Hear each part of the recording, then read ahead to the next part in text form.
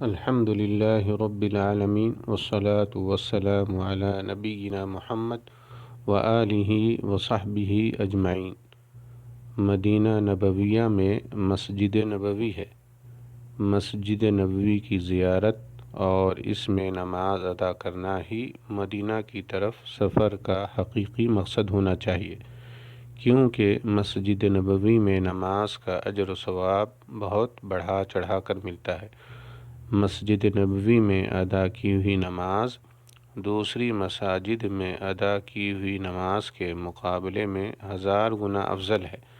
رسول اللہ صلی اللہ علیہ وسلم کا فرمان ہے، لا تشد الرحال الا الى 3 مساجد، المسجد الحرام ومسجدی هذا والمسجد الاقصی۔ اجر و ثواب کی نیت سے صرف 3 مساجد کا ارادہ کیا جائے، مسجد حرام، میری یہ مسجد یعنی مسجد نبوی، اور مسجد اقصی، رواہ البخاری و مسلم۔ مدینہ نبویہ میں مسجد قباء ہے۔ مسجد قباء پیدل یا سواری کر کے جانا اور وہاں نماز ادا کرنا شرعاً درست ہے۔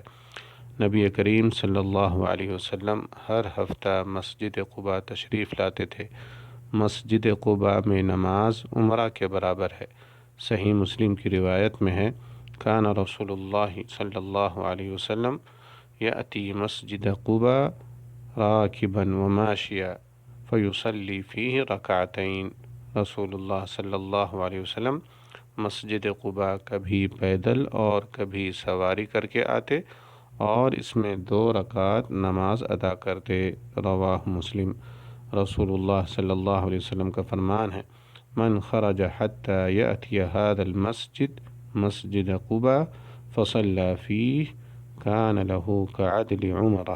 جو اپنے گھر سے نکلے یہاں تک کہ اس مسجد یعنی مسجد قباء آئے اور اس میں نماز پڑھے تو یہ عمرہ کے برابر ہے، رواہ احمد والنسائی۔ واللہ تعالی اعلم، والسلام علیکم ورحمۃ اللہ وبرکاتہ۔